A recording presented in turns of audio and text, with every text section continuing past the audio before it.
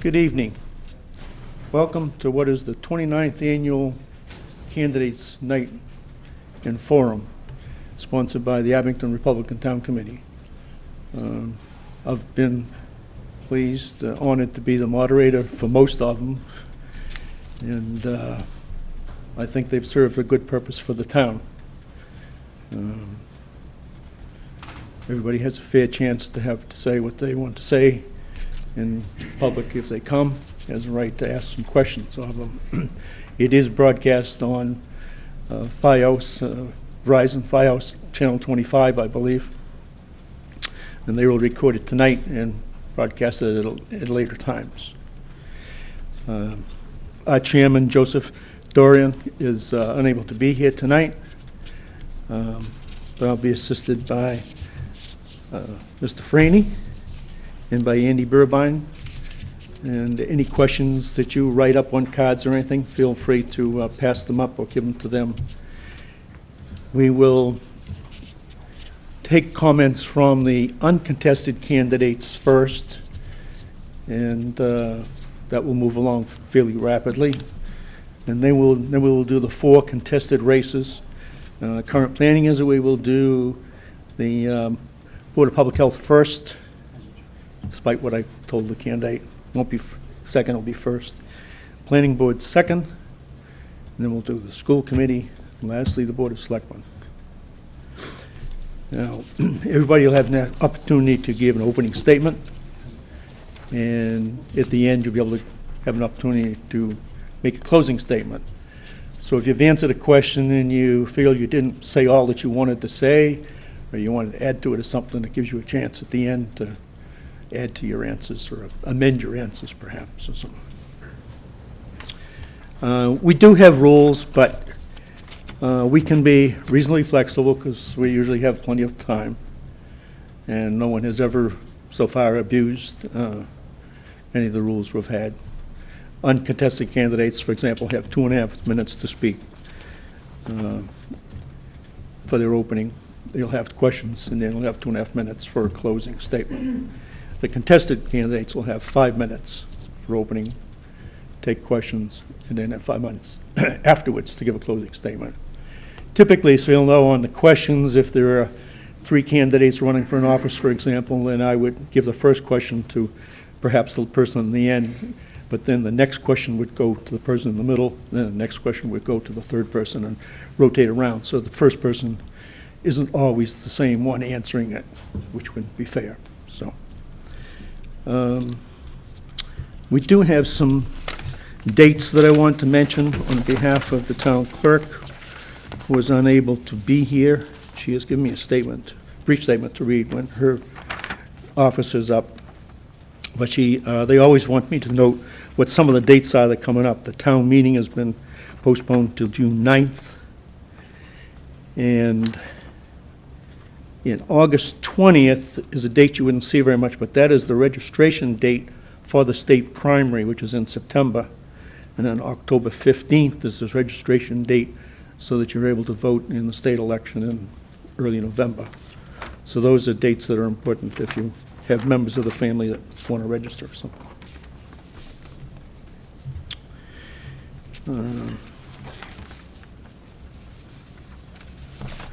So we would start with the first seat is the Housing Authority, but there aren't any candidates unless someone here is running on stickers and wishes to speak, then we will move on to the next office.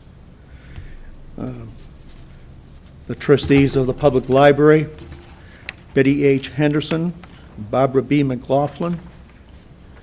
I don't believe they're here. If they do, they have an opportunity to speak. Next one is the trustees of the Veterans Memorial, Russell R. Forsyth. I don't believe he's here either. I hate to interrupt, but he's on the Conservation Committee, and they're in a meeting right now. I saw him in the hallway, just happened to. All right. Does anyone in the room know him offhand? Okay. Well, if anyone speaks to him or can tell him, he can come in later and have an opportunity to appear. That's not a problem. Trustees of the Veterans Memorial, Cindy M. Coyle. Okay. Sewer Commission, there are 2 candidates for 2 seats, John C. Brown and Mark A. Jameson. Park and Recreation, there is 1 seat, Tracy L. Remillard.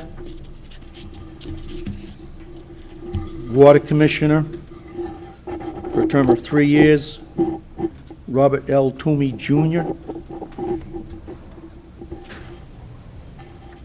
There's also another Water Commissioner seat being run, a separate seat, for a 2-year term, and there is no candidate for that in case someone decides to run on stickers. There's the Assessors. There's an open seat there for which no one is running. It's for 3 years, same deal. If someone wants to run on stickers, they could let the public know. I expect they could start tonight if they chose to. For the Assessors, Ann T. Welch. Okay. And for another Assessor's seat, Kate J. Marini. Okay. And Town Moderator, understand that we had a message from Sean P. Riley that he was unable to attend. Town Clerk, as I mentioned, is unable to be here, and I do have a short statement from her.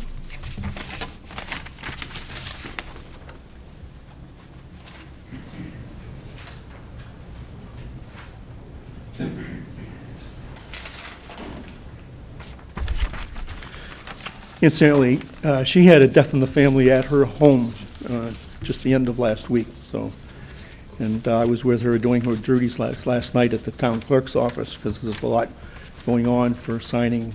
I'm a registrar of voters for the candidates' papers and absentee ballots and all that thing, so she was there doing her job there last night. She wrote, "I am sorry that I'm unable to attend the candidates' night this evening. I'd like everyone to know that I'm absolutely loving my position as town clerk of Abington. We are just finishing up the town's census for this year and hope have the book out by about May 1st. We are busy preparing for the upcoming town election as well as the state primary and state election. I have attended training sessions in Boston for state ethics. I've also taken several webinars in preparation for a new vitals program that the state will be implementing that has to do with statistics, which are accumulated by the town clerks. And there'll be a program conducted in July. I will be attending a city and town clerk training in June, which is run by the Secretary of State, and that will include several workshops and classes. My goal is to be sure that every customer that visits or calls my office is satisfied and happy. I want to be sure that there are questions and answered and understood before they hang up or leave my office. Customer service is extremely important to me in this office. This coming Saturday, there will be a rabies clinic from 10 a.m. to noon, and you can obtain dog licenses there, which cost $10.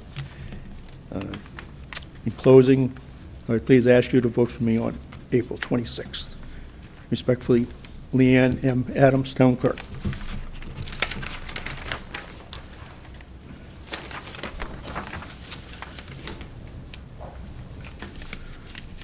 So is there anyone has any questions about the rules or the procedure or anything? Otherwise, we'll proceed with the contested contests.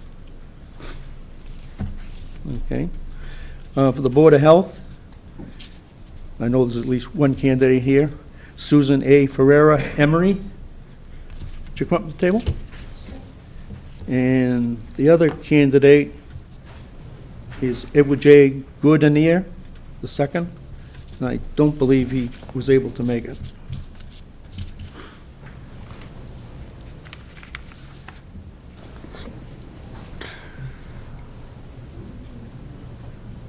Excuse me, I'll take a drink once in a while. I'm fighting off the last vestiges of a head and chest cold, but it's almost gone.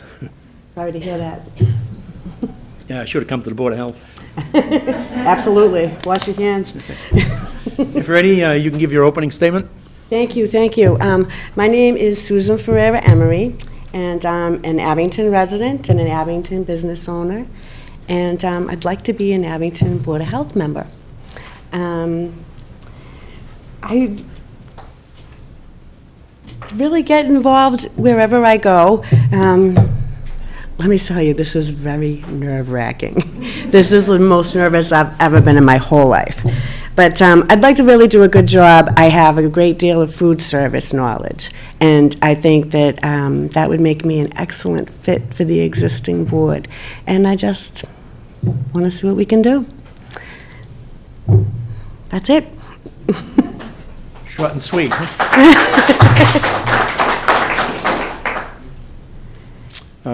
We do have, the first question is, what are your feelings on the current trash collection service and the system that we are now using?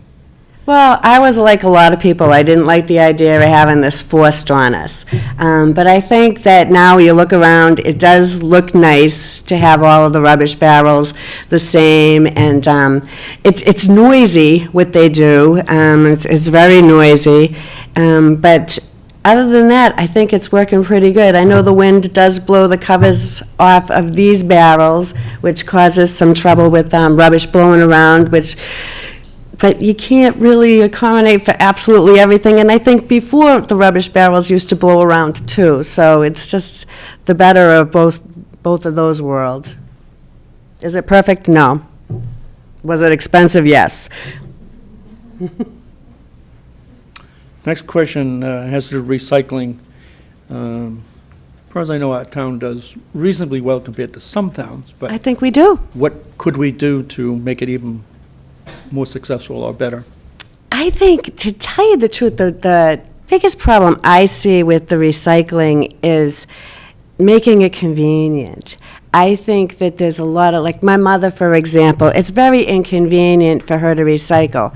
She's in a wheelchair, she's, she's in a condo community where the dumpster, you can't have the side thing, you can't have the top thing. So I think most people would recycle if you could make it easier for them. Maybe in those kind of places, they could coordinate their efforts with their neighbors or something and say, hey, can you take my recycling to the recycling thing?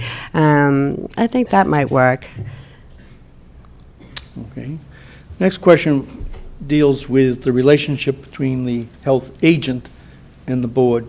And I think is looking for you to discuss what that relationship should be and maybe make an opinion in terms of how it's been working or how it might work better or whatever. Well, the board itself is supposed to be, I think, an overseer to the health agent. The health agent is a person who's a professional. Our health agent is extremely professional. But doesn't necessarily mean that she's the end of the line. That's why we have a board. We have a board to oversee the health agent so that health agent can't take advantage of the taxpayers. And I've kind of described this in a very easy way, saying that it's kind of like the health agent is the fox, and the board is supposed to be the farmer, and the people and the businesses, we're all the chickens. And I don't think it's ever a good idea for the farmer to completely listen to the fox, because the fox is going to say, I get to eat all the chickens. And I don't want to be eaten. Next question really deals with the subject of tobacco. Okay. And the question, part of it deals with, do you believe in stings, or in how they're enforced on people, enforced on vendors? And then also, the question asks, what more can we do to curb the consumption of tobacco? And I understand, I'm not sure I'm familiar with it, but they have new rules, I think, that they've made. They do. And these e-cigarettes are something, too. Can you comment on those as well? Absolutely. All right, I'm a non-smoker. I'm a non-smoker right now, but I used to smoke. And when I used to smoke, I didn't want anybody telling me that I couldn't smoke. But I think the best thing to do, number one, of course, is to tell our kids, don't start smoking. And if we could get them to do that, then that would be the perfect world.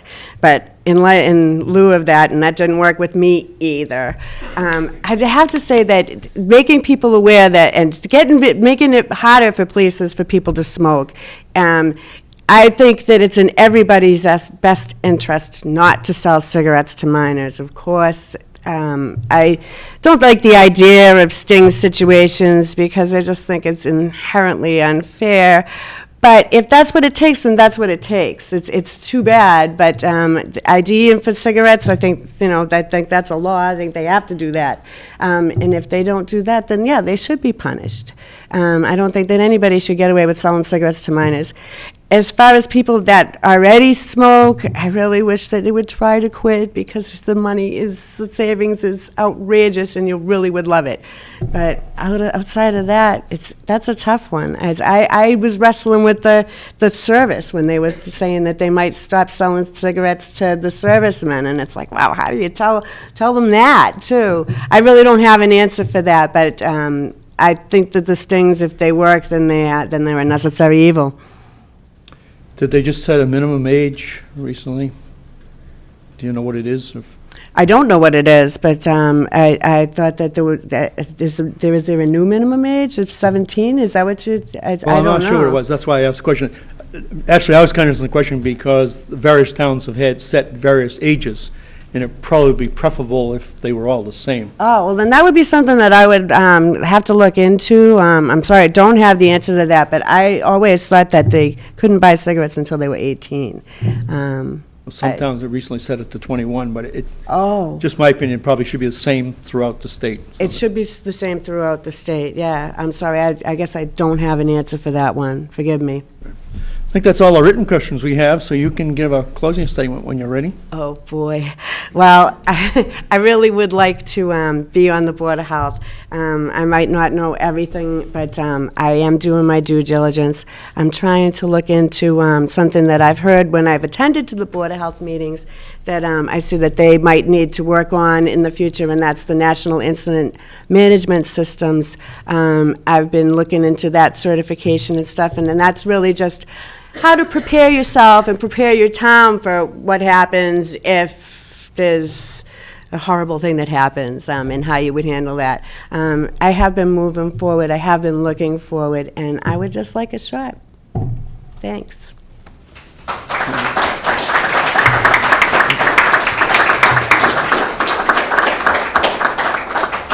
Thank you for coming.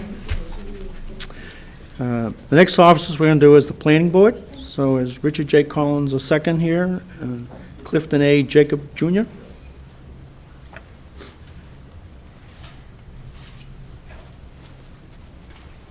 Yes, sir. Can you say how many seats are in the election? Certainly. On the Board of Health, which we just did, there is one seat, two candidates.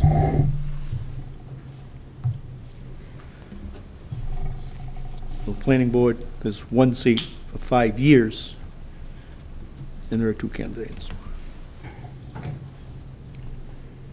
Good evening. Good evening.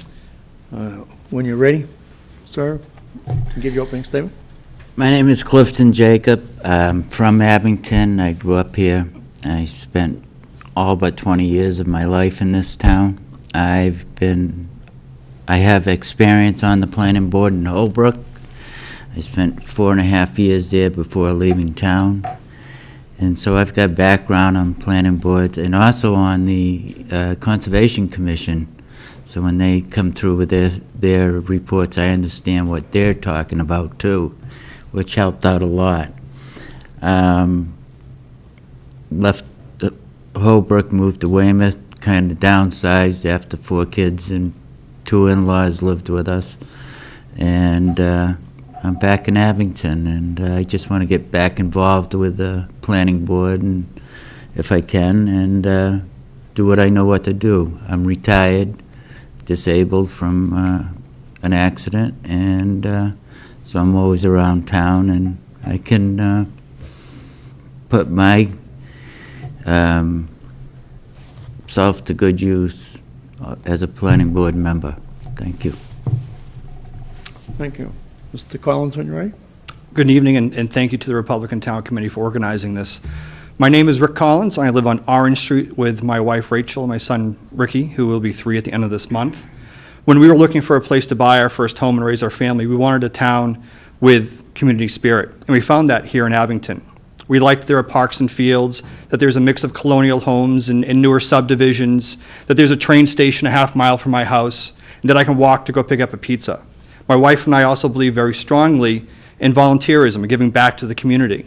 It's why we volunteered for Sage cleanup days and on the police department road races. And I'm excited about this possibility of serving the town as a member of the planning board. I think I bring a unique background to this race. For a number of years, I was a reporter and spent a lot of hours covering planning board and zoning board and conservation commission meetings, learning how to read plans, understanding how to apply planning, the guidelines and zoning laws. I also learned how to delve deeper into proposals, to go beyond the applicant's presentation and sniff out what the real impacts are going to be on neighbors and the greater community. And perhaps most importantly, as a reporter, I developed a deep appreciation for the open meeting law, for the public hearing process, and the need for municipal boards to conduct themselves in an open and transparent manner. I also spent 5 years working in the Massachusetts State Senate as a policy and communications aide, first for Senator Bob Headland, and then most recently for Senator John Keenan. During that time, I was deeply involved in housing and economic development policy and became a resident expert on Chapter 40B. I was involved in the Senate post-audit investigation that confirmed systemic fraud in the 40B program and helped draft legislation to repeal and reform the law that actually passed the Senate but was held up by the House. With Senator Keenan, my main focus was substance abuse, and part of that role included pointing out the significant technical flaws with the 2012 marijuana ballot question, which we felt was poorly written and ripe for abuse. Last year, I actually researched, drafted, and submitted a proposed set of zoning regulations to the Abington Planning Board for its consideration. I currently work for a marketing firm that provides digital marketing services to small businesses across the country. And it's been a great opportunity to learn more about what small mom and pop shops are doing to stay competitive, not just in Massachusetts, but the Mohawk Valley, Peoria, Sacramento, and elsewhere. This is my first time running for public office, and I'm excited about the opportunity. I chose the planning board because it best fits my talents at this time. My entire professional career, I've enjoyed discussing and researching planning and community development issues. I enjoy getting into the minutia of regulations and bylaws and thinking about how a proposal isn't just going to impact tomorrow, but also 20 years from now. And just as important, I think I would bring a fresh set of eyes and an independent approach to the planning board. I've only been in town for 5 years, which makes me a relative newcomer, so I think I come with a clean slate, which will be beneficial in making some tough decisions. And again, I appreciate the Republican Town Committee for organizing this forum, and I look forward to your questions. Thank you very much. I think we should be thankful we have two candidates who appear very capable and very interested in what they want to do. Mr. Jacob, we'll start with you. First question is kind of hard in the sense that it's a general question. Why are you interested in running for the planning board? Well, I have the experience, number one. Number two, I want what's best for Abington. In reading a lot about different towns, it seems that builders come into towns and they offer the best. They promise a lot. They're more interested, though, in what's best for themselves, not what's best for the town. Okay? I understand there's 2 projects going up on Brockton Ave that are going to be basically right next to each other. Has anybody thought about the consequences of what those 2 projects may have on the water situation up there? Why isn't the water being connected, or is it being connected to each other? Water quality, water pressure, what is happening up there? Do we understand that there's a lot of new projects being tied in? I watched this happen in Holbrook, where Holbrook got a state mandate, and it can happen here, where projects are being built that are not being connected, and the water is the water quality is getting poor, the water pressure is getting poor, and the stuff you drink is getting so dirty that you can't drink it, you can't stand tasting it.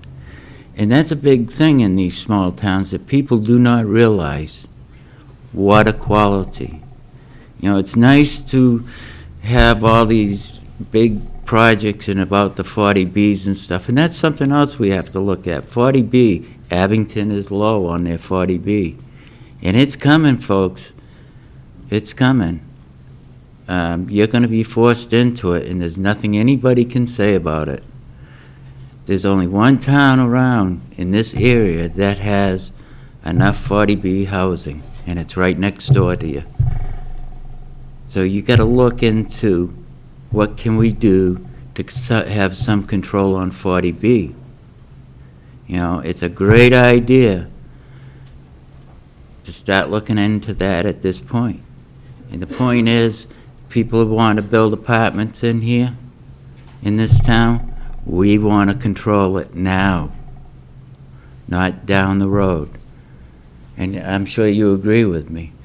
40B is a big thing, and it can be controlled.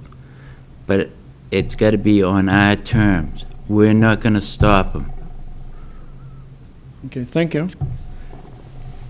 Mr. Collins, you remember the question? I do. Okay. Thank you. Why planning board? I think that, as I said in my opening statement, this is really the board that fits the best with my set of abilities and experience. When I was a reporter, I really enjoyed covering the planning board. I thought that it really got to the core of what's going on in a community and has some real lasting impact. And I enjoy talking about big picture issues. I enjoy getting into the minutia of bylaws and regulations, as weird as that might sound. I believe strongly in protecting the public hearing process. And my experience with 40B, even though 40B I know goes before the zoning board, I think the planning board does have a role in just setting general housing and public general housing and development policy. And I think that we do have a role that the town has to come together and make sure that we're on the right track so that we can defend from some of these proposals as best as they can. And I think I just have the experience. Well, Mr. Jacob has the experience on the board directly, but in terms of understanding what a board does, understanding the issues, understanding the approach, I think I'm make a great addition to the Abington Planning Board. Thank you. Are you ready for the next question? Okay. Mr. Collins. What do you think is the biggest one issue that's facing the planning board at this time? And if you have time, the questions should be answered within about 2 minutes, but we're flexible here. And if you have time, what types of businesses would you want to attract to this town? Well, if it's possible to attract businesses that have zero impact on traffic and neighborhood impact, that'd be fantastic, but I don't know if that's possible. Any town who thinks that they don't need development is not a town that's going to be doing very well in the long run. We need development, you need growth of some sort. It helps with the tax base, it helps keep a community vibrant and fresh. It's just a matter of where do you want to see the growth, and what are you going to do to make sure that it has the least amount of impact possible on a community. And Abington sits at the intersection of 3 different state highways. So we have the infrastructure in place to attract some great businesses. It's just a matter of taking a look at our zoning, at our building regulations. Are we doing enough to attract the businesses that we want? If not, what else can we do? I look at the 2 centers in North Abington and Abington Center, and I think that they're underutilized. I think we can do better in those areas. Do we have the zoning in place to encourage growth? Do we have the zoning in place around the train station to encourage commuter housing? Are there other areas in town we should be looking for where development is appropriate? I think it's making sure that we have, the biggest one issue is making sure that we have the zoning in place to encourage the growth that we would like to see. Mr. Jacob? We have 4 highways, by the way. Excuse me.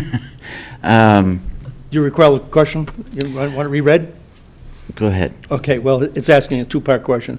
What are the most important issues you think that are facing the planning board? And then what types of businesses would you want to attract to the town?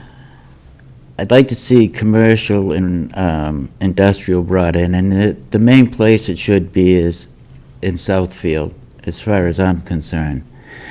Building housing in Southfield, and it seems like what I've read and seen in the paper, the company that is doing the project over there is a housing company, not an industrial company, and it really bothers me because I've seen this happen when I was on the Holbrook Plan Board. A company wants to come in and build housing, and they wanted to build a commercial and rail center for homes, but they couldn't rent out this commercial property. So what do? They said, well, we're going to build commercial first, and we had it down that you will build X amount of commercial and X amount of housing, and that's the way it's going to be. And they couldn't fight it. They couldn't win. And I see it happening at Southfield, and I hate to tell you, you're not going to win. I think you can win, but I don't think the way it's set up right now that you will win if you keep giving in to them. Okay? That's how I see it. There are some areas in this town that could be opened up better for commercial and industrial in this town. But we do have commercial and industrial in this town, some very good areas. Route 18, you've got a lot of business along Route 18 that has opened up, and some of it's been there for years. We're fortunate enough to have two area byways into Abington, one from Route 3, two areas from Route 3, which means 18 and Rockland. And so we do have some business in this town here, and it is opened up, and it is working, and we do get money for taxes. But to bring more business into Abington, you're going to have to open up a tax rate special to draw it in, and that's not my job. Okay, you get the next question, Mr. Jacob. This question, I would like you to give some comments that pertain to the zoning bylaws, what your thoughts are, the town's master plan, and use variances that get requested of the different boards. Coming from this town, all my life, Hancock Street, take for instance, that was all farmland growing up. And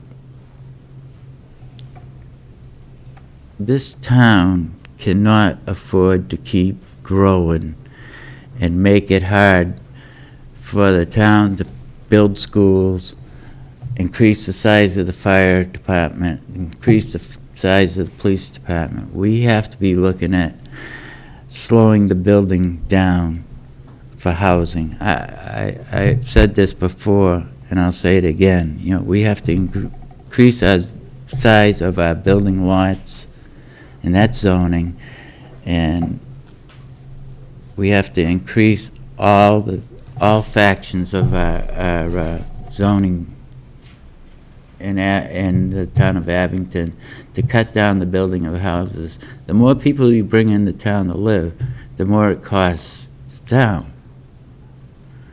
I don't want to make Abington seem like a snobby town. It's not a snobby town. Some people outside of Abington think we are, but we're not. We never were. But the problem is we have to understand that we're not a rich town either. We got to build the new schools. 40 years from now, we're going to have to build another new school if we keep up the building the way it's going. It's the facts of life. Mr. Collins? Could you repeat the question? You okay with the question? Yeah. Okay.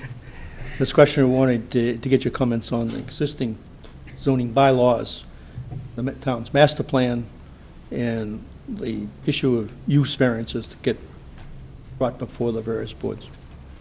Sure. With the master plan, I believe the last time it was updated was 2009, so we're getting into the area where it's going to need to be refreshed at the very least. That there's a lot has happened since 2009. Not to mention, how we're going to be building our schools changes in the housing market, changes in the commercial market. It's really time that I think this is something that whoever is elected is going to have to be involved with. Part of that, I would really like to see a piece included about Ames Mill State Park. I know that technically it's a state park and we don't oversee the maintenance there, but I think we need to have an overriding master vision of what we want to see in that park. 'Cause it's a gorgeous asset to have in the community, but it really has just been, I think, neglected for so long. And I'd love to see the town of Abington and the planning board take the lead and give some thought as to how we'd like that built into the community further. In terms of the master plan and use variances, it's always a tricky subject talking about new housing. On one hand, you'd look at Hancock Street, as Mr. Jacob said, and it is getting very busy. And you talk to the neighbors on that street, and there's a lot of traffic. On the other hand, the state mandates we have to have 10% affordable housing, and we're not there yet. So what are the opportunities to build affordable housing in the community? If we want to have a good defense against 40B, we need to have that 10% affordable housing. So what are the opportunities? In terms of parks and some of the other community assets, do we have the parks that we need? Do we need to look at perhaps opening up more open space? Do we need to look at not just one school but additional schools or combining schools as part of a whole community plan? Those are some of the issues I think we need to take a look at. With use variances, it's always, I think, very much case specific. As long as you have a consistent set of guidelines to review them, I think that's the best you can do, because otherwise there's always going to be exceptions to a rule. My approach would be, kind of take a look at it. Does it have, what is the right as the property owner? Do they have the right to build? Does the proposal meet stated regulations and bylaws? How does it impact the abutters in the surrounding neighborhoods? Are there adequate steps being taken to mitigate any impacts? And does the town benefit from saying yes? And if all those 5 things are properly answered, then I think you can take a look and say that, yeah, a use variances might be appropriate in the situation. Are you ready for the next question? You start? Okay. This question, I would like to know your thoughts having to do with the Naval Air Station, Southfield. And they didn't describe it as disastrous, but I'd say we have if I editorial for a moment, I think it's disastrous enough. It requires a lot of our thought. So anyway, would you both discuss your thoughts about the whole Southfield matter?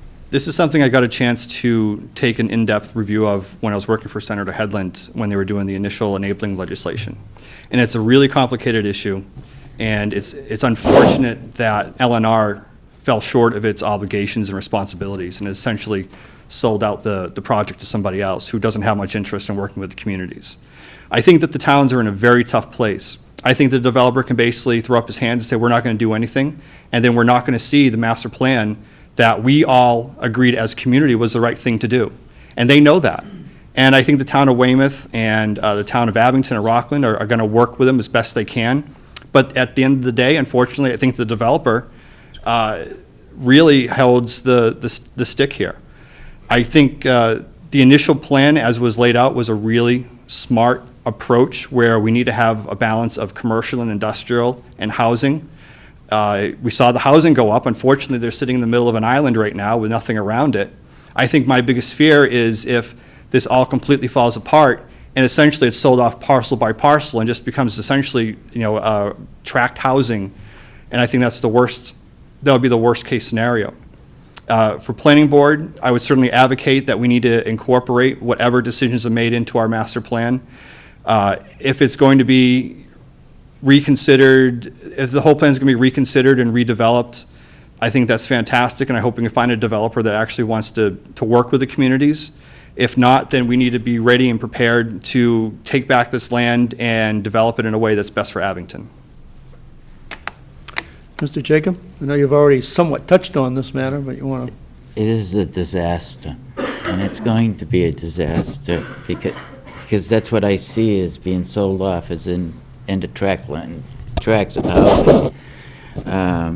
Unless we can find companies that are willing to put their industry in that property, commercial in that property. I don't see any supermarkets going in there in the next few years, not when you got one in Hanover and one in Braintree. What are you going to put one in the middle of Weymouth?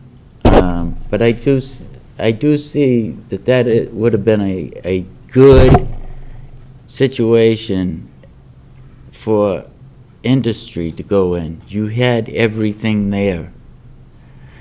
And the three towns bought a package, which was a good offer.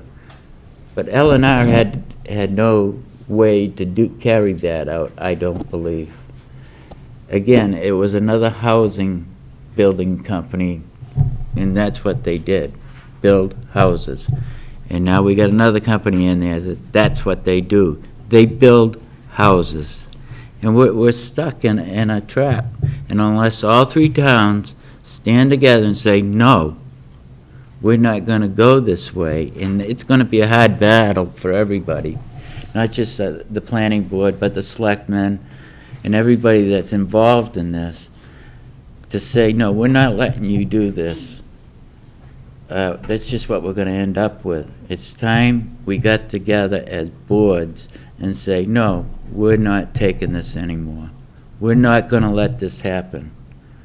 This was what it was supposed to do. This is what it was supposed to be. You're not doing it, then we stop right here. Thank you.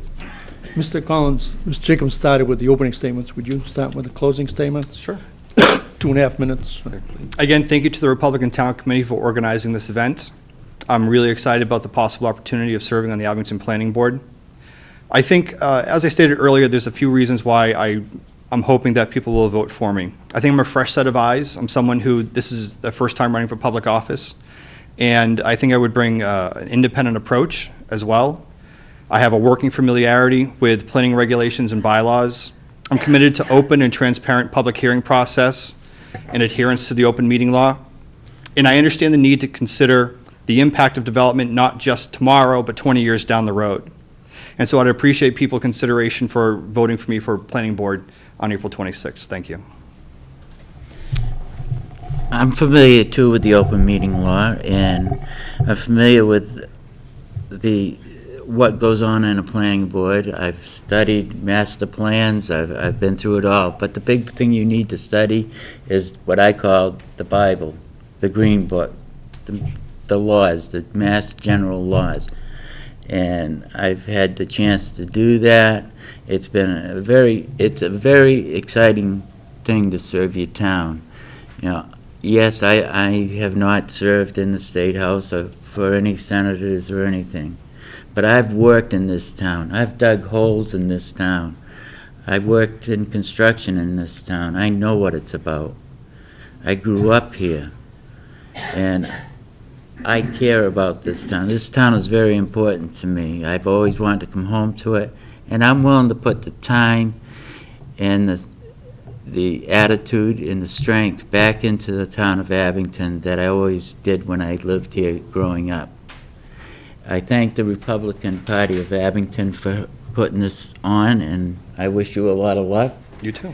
And may the best man win. That's what counts. And whichever one of us win, I'm sure we'll do a good job for the town of Abington. So thank you. Thank you very much.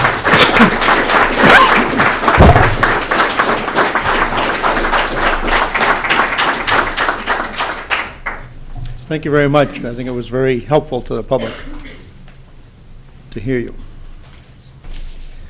We're going to be doing the school committee next. Before we do, I'd like to take just a minor break. I'd like to introduce John Aiello, who's a young man working on the TV controls out there, and also Justin Shanahan. Like, want to just give a wave to the crowd there, guys? Or?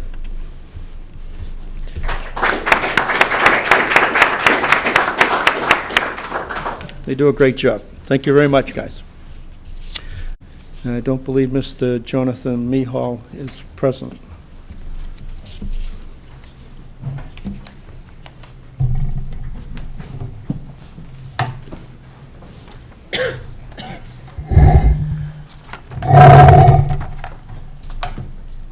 When you're ready, introduce yourself. And Yes.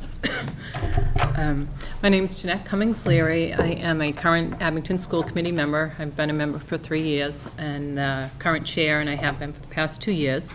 I I'd like to thank everyone involved tonight for putting on this evening to give all the candidates in Abington the opportunity to have their voices heard.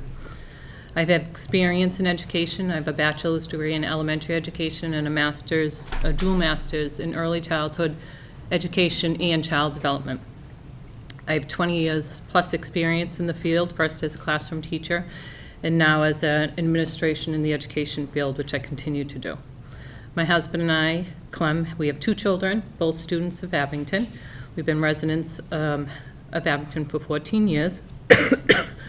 And during that time, not only have I been a volunteer in the schools, but also in our community. I have been a long-term CCD teacher for St. Bridget's, an Abington youth soccer coach for the boys, PTOs at ECC, well, now I'm dating myself, the Beaverbrook, the Woodsdale, Frollo, and co-founder of the Green Wave After School program, which is a program that brought arts to the elementary school when we had faced some drastic cuts and we had no art for the students. That's it. Okay, thank you, Ms. Leary. Ms. Killian, when you're ready. My name is Ellen Killian. I'm running for a second term on the Abington School Committee. I'm currently vice chair of the school committee. And I'm running again because I strongly feel that the schools in our town are the heart of our community. I guess before I say anything else, I should thank the Republican Town Committee, Mr. Tuttle, Abington Cable, the audience here and at home as well. I've lived in Abington my whole life, and I can proudly say I'm an Abington High graduate. My husband, Ron, and I've raised 3 sons, all of which have attended Abington schools. 2 have graduated from the high school and continued on to college. Our youngest son is currently a junior at the high school, and we've started to do the college search with him as well. I have a degree in early childhood education. I taught preschool for a number of years. After that, I decided to go back to school and pursue a career in the business and healthcare field. For the last 24 years, I've been the COO of a medical billing, coding, and certification company. We do a multiple of things. I oversee the financials, certification, scheduling, human resources for a number of hospitals throughout Boston as well as in Massachusetts. With my background in education and business, I know firsthand the challenges that we face in contract negotiations. I'm very fiscally responsible. I know what it's like to meet compromise and to meet deadlines. I'm on the board because I want to represent the children, the families of Abington, and the residents as well. It's our responsibility to provide the best education and services to our students possible. I believe that during my current term, I've demonstrated that I am fiscally responsible, and I will continue to serve with integrity and honesty. Thank you. Thank you. I'll remind the voters that there are 2 seats, so you'll be voting for 2. But there are 3 candidates on the ballot. Okay. Ms. Leary, we got 5 tough questions, so try to be fairly liberal on time, but we'll have to roll on because each of them is important. Okay. But you can judge what you need to do, and I'll try to be flexible if I can. First one deals with new school buildings, and what do you see as the need for them, and what's your guidance on what we ought to do? I am currently on the Abington School Building Committee. I feel we definitely need new school buildings. Our buildings are some of the oldest in the state. We need to take a look at this now when we have the opportunity for the state to give us reimbursement that once we're out of this queue, if we miss this opportunity, may not come again. The unfortunate thing is if this opportunity is let go by the wayside, that we will have to, as a town, address the issues that are in our school buildings due to their age. The compliance with the ADA, the bringing them up to the health, the technology codes, all of those things, we will then be responsible for, as a town, to pay for 100% without the state's help and funding. So I do feel it's a vital, we're at a crossroads and we should take an opportunity to help our community in this field. Thank you. Yes. I'm on the same page. We have a great opportunity here where the state's willing to pick up more than half of the cost of a new building, which we are so in need of. The plaque at one of our schools says that it was built with, during FDR's administration. Our schools are in desperate need, and if we don't go ahead with a new building, we're going to be using resources to repair what we currently have. And I think that it's in the best interest of the town and the students to go ahead with this new building.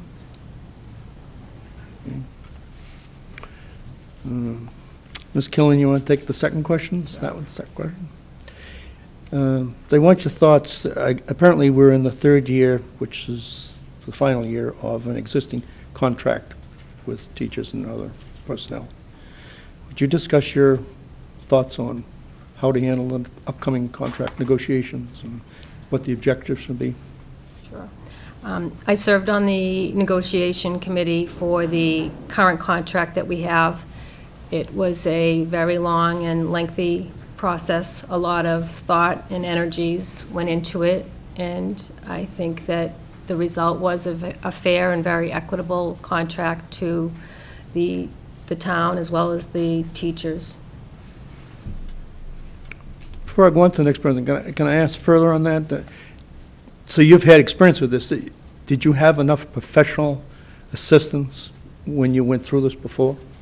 Yes, the superintendents were involved, as well as a school committee member who had also gone through previous contract negotiations, the attorney for the schools, and I had a lot of experience personally in dealing with contract negotiations for different healthcare vendors in my business background.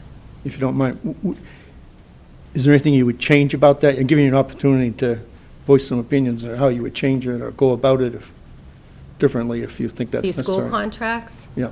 Well, the process of negotiating. Process, well, the last one that we went through was very lengthy. It was a very emotional time for the town, for the students, for the teachers. Unfortunately, the state puts mandates in place, and then they don't go ahead and fund them. So we have to work through these contract issues and get to where we need to be. Okay. Ms. Leary? Can you repeat the original question? Certainly. Well, it has to deal with the teacher's contract and the upcoming negotiations, which I gather are coming up fairly soon. And Next year, Yeah. actually, in a Yeah. second. Yep. Yep. so the voters want to know what your approach is to doing this and what the problems you see and how you think it should be handled. I think any contract needs to be dealt with fairly. We also need to take a look at, as we want to get the most qualified candidates for our teaching positions, we have to be looking at what is the prevailing wage for educators in the communities that surround us. We don't certainly want to be offering out a contract that is not appealing, and then we're getting the teachers that are not of the highest quality. So I think it needs to be a fair and prevailing wage for the people involved. I think also on the teacher side, there has to be give and take and compromises on both sides, and the overall picture of the overall goal of hoping to create the strongest education for the children of Abington should be the priority. Okay. Are we back to Ms. Leary starting? First question, I believe. Okay. Another easy one for you. Given, unfortunately, both ladies here seem to have quite a bit of experience, so that we shall have some ability to answer this. The voters are obviously concerned about costs in the budget. So they want to know, would you favor a Proposition 2.5 override for a school budget? For our everyday general school budget, no, we wouldn't be looking for an override. We're in a preliminary budget currently, which I think everyone knows, which is why we postponed the town meeting, because we need to get some hard numbers from the state. But no, we're looking to, have a balanced budget for providing the best education. Obviously, no one wants to see cuts. We're just finally making small strides back where we did drastic cuts in 2008, 2009, and seeing, slight improvement year to year.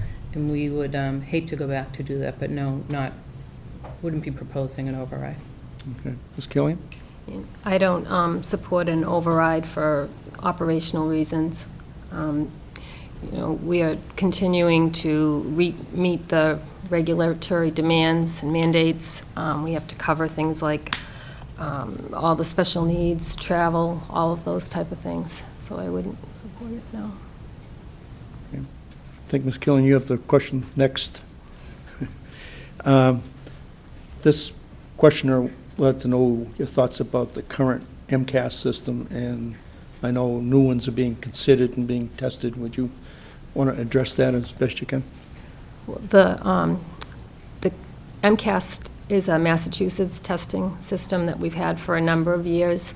I think anybody that has kids knows when the MCAS are going on. The national government put a new set of standards in place, the Common Core, which it tests children in a different way. MCAS is more knowledge-driven. The Common Core is more how you get to that answer. I feel that Massachusetts, we've always had, our students have always tested higher than most of the other states in the country, but at the same time, they've put these standing testing in place, and we have to abide by it to get our funding from the federal government as well as the state.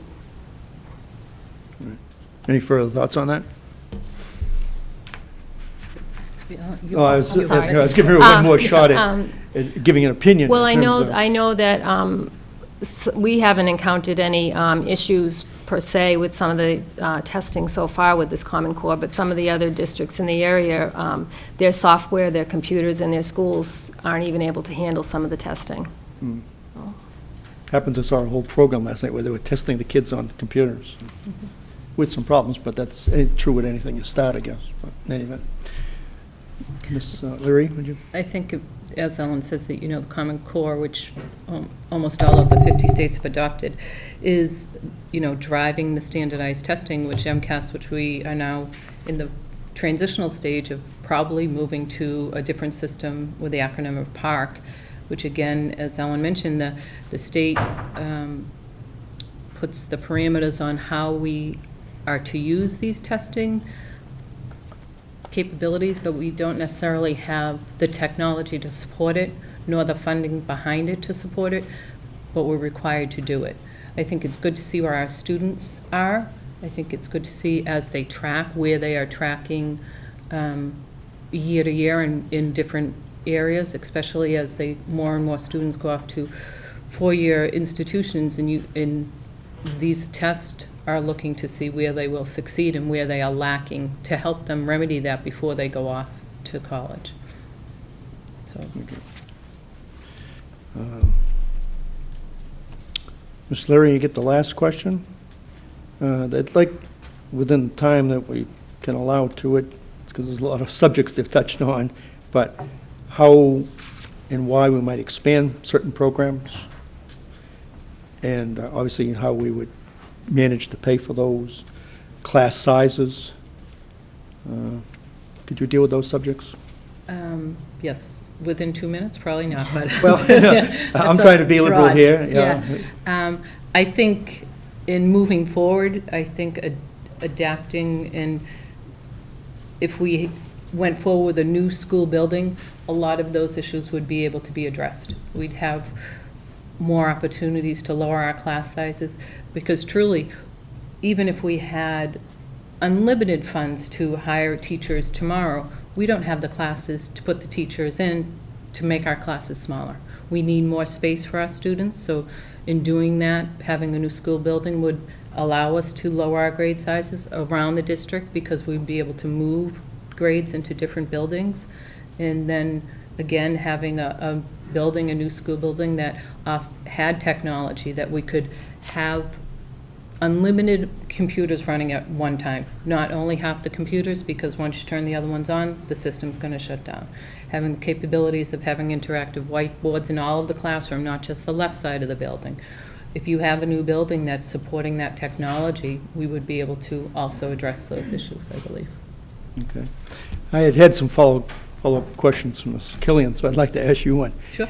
The issue of class sizes, I assume is not uniform at all grade levels. Could you discuss a little bit about that? I assume the elementary and high school are two different situations. Correct. So we are seeing an overcrowding in our elementary schools right now. We would obviously love to lower the class sizes, but as I said, you know, the inability to create a new class.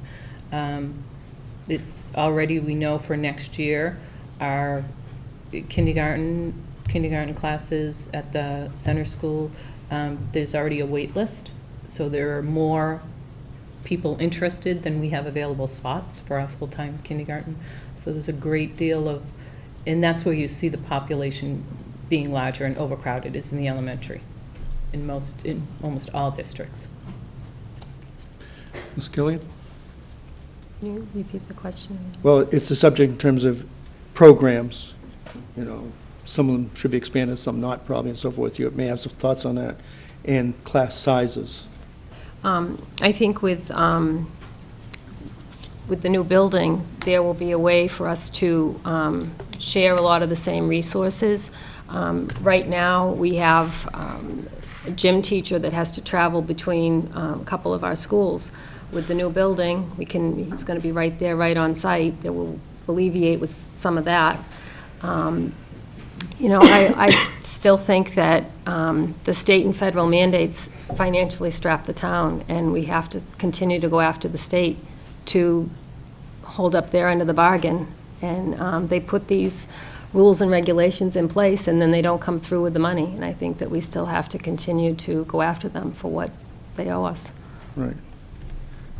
They didn't keep up their promises, from what I recall. Okay. When you're ready, Ms. Killian, I think you get to close first. You take 2.5 minutes for your closing statement. You know, I think that Abington is a great place to be. Our children continue to amaze us, both current and graduates. We have merit scholars. Every year we have Abigail Adams kids that perform on their MCAS and then go on and they get funding towards going to a state college. Every year we have kids that get gold medals or the keys from Boston Globe for the artwork. Athletically, who doesn't love going out to see a Green Wave game? And at the same time, we're at a really exciting place, hopefully with a new school coming through.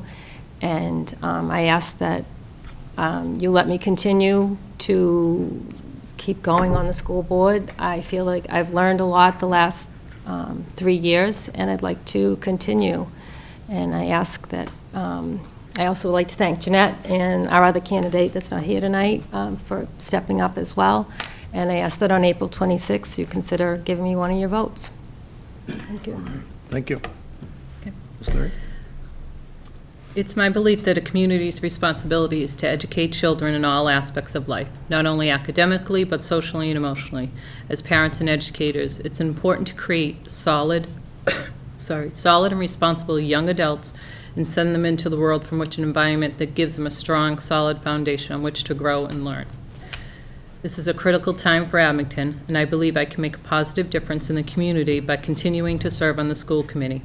The quality of education in a community should be one of its strongest assets. There is much that we can all do to improve this. We need positive, strong leaders to help guide our schools. I feel that I can be one of these leaders and will continue to work diligently to provide the highest education for the students in Abington. I am proud of the positive improvements we've made in the past 3 years and look forward to keeping the momentum going. As you vote on April 26th, I would appreciate and ask for your support and vote for one of the 2 open school committee seats. Thank you very much for coming. Thank you.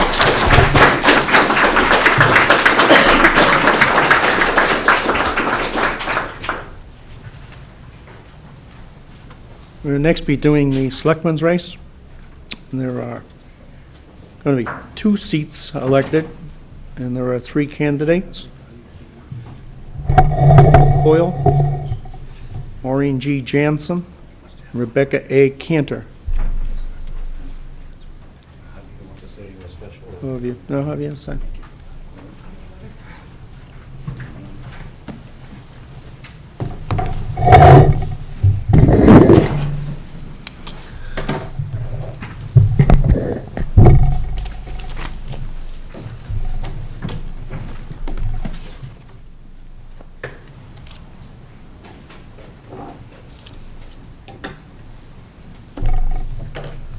Ready? Your opening statement? Good evening, everyone. Thank you for having me here tonight. Thank you also to the Republican Town Committee for hosting this event. Some of you might be wondering, why is this 27-year-old young woman running for selectman? Why does she care about who is on the select board? Well, I'm grateful for this opportunity to tell you about who I am and why I am running for this seat.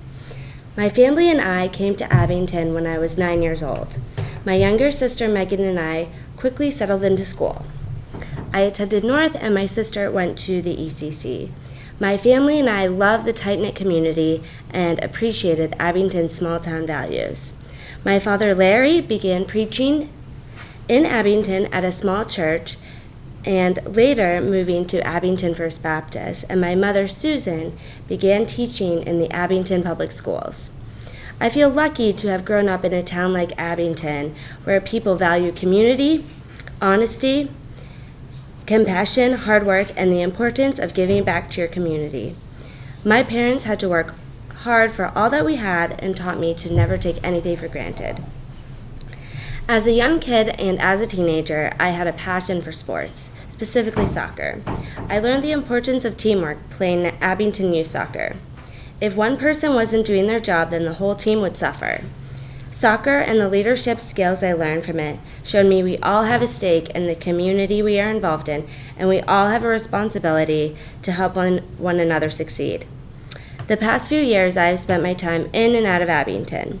I tried college at a small school in Alabama that wasn't ultimately for me, but brought me on a life-changing journey in 2006. In 2006, I went on a service trip to Pascagoula, Mississippi to help survivors and victims of Hurricane Katrina. It was there when I was faced with devastation and heard heartbreaking story after story, I realized how important government was to people's lives. Government shouldn't be about giving people a handout, but it should be there for people when they need it the most, when they need a helping hand and someone to help create an equal playing field. When I came back to Massachusetts, I worked a few odd jobs, finished my degree at UMass Boston, and began working to help elect people that shared my values. I was passionate about making sure we had the right people in office. My favorite campaign experience was working for Marty Walsh's campaign for mayor. After that campaign was over, I thought about moving to Boston to work in City Hall, but I love living in Abington in our small town, and I thought about how I might be able to serve here. I am running because I want to make sure Abington is the community that my parents fell in love with and felt they could raise their family here. I want to have honest and open conversations about what our needs are as a community, where we need to make investments, and where we need to make sure we are spending every tax dollar wisely. I might not have the normal resume for running for a seat like this, but I care deeply about this community, and I want to learn every day that I'm in office about how I can serve the people of Abington. I believe that if you have honest, hardworking, loyal, and smart people in office, then you can have a safe, clean, and better community. And I'm looking forward to this discussion, and you can follow this forum on Twitter by searching for the hashtag ABINGPOLI. Thanks. Thank you. Thank you, Mr. Tuttle. First of all, I'd like to take a moment just to, again, thank the Republican Town Committee for putting this together and hosting this event. And thank you for the opportunity to speak directly to the residents and the voters in Abington about who I am and why I'm running for selectman. I'm Maureen Jansen. You may or may not recognize me from my tenure in the Finance Committee. I've spent the last 6 years working with other volunteers on the Finance Committee. My last 3 years have been as the chairperson of that group. Serving on the Finance Committee has afforded me the opportunity to have a deep understanding of the town's finances, including where the revenues come from, where they go to, where we expend your tax dollars, what's going on with local aid and new growth, as well as the ongoing new and forthcoming needs and goals of the various departments in this town as a whole. I've had the good fortune to work with a number of fellow FinCom volunteers, residents of this town, who use their time and their talents to bring the perspective of the residents that they represent to the budget process. I've also worked with 3 town managers, 2 interim town managers, every department head and company and committee in town, the school department, the school committee, and the Board of Selectmen. I've been instrumental in working with these groups to create at least 7 fiscal year budgets, and this is no easy feat, given that you have to balance the needs of one department against the needs of other departments, as well as the needs of the town as a whole, and then come up with a balanced budget which the town's revenues can sustain. Every issue, every vote, every recommendation of which I have been involved has been a thoughtful consideration of all the needs and coupled with that of what the residents can afford. I have successfully worked with and come to consensus agreements with all the groups in the town. We've discussed things over the last 6 years. We've discussed and debated issues including things like funding stabilization, keeping the schools open, closing them, and now potentially building new ones. We've also discussed temporarily closing and then reopening Station 2 and bringing the crews back to full force. We've talked about trash, how we're going to dispose of it, what we're going to pay for it, what services we're going to get, and how we're going to do it. Opening and sustaining the senior center has also occurred under my tenure at the Finance Committee. We've also discussed hours and staffing at the library, the police budget and staffing, including some other issues that department wrestles with in regard to keeping us all safe. The highway budgets we've discussed, snow and ice expenses, possible DPW, as well as park and rec and where that's going to play into the overall town experience. I could go on, but I think you get the picture. I've stood before you in over 7 town meetings, always trying to present the financial position of the town in an understandable and clear terms so that people can understand where their money is being spent. It's always been my goal to have residents understand what's going on in town and where their dollars are being spent. As a member of the Board of Selectmen, I will continue to help residents understand what's going on and be knowledgeable about these and other issues. I've been available to residents before and after meetings, via email, via phone call, and in fact, my kids will not go shopping with me anymore to Trukey's because I spend 2 hours in there every time I go in.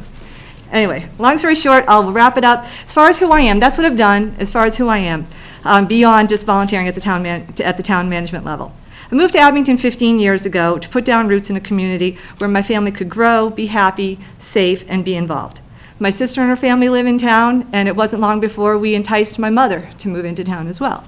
My children have been able to grow up with their cousins, which I think has been a fabulous experience for them. Like many of you, I get up in the morning, I get my kids off to school, I pay my taxes, I pay my water bill, I pay my sewer bill, I roll my trash out to the side of the curb, and then I go to work. As far as going to work is, I work for New York Life Investments. I have my Series 7, which is my general securities license.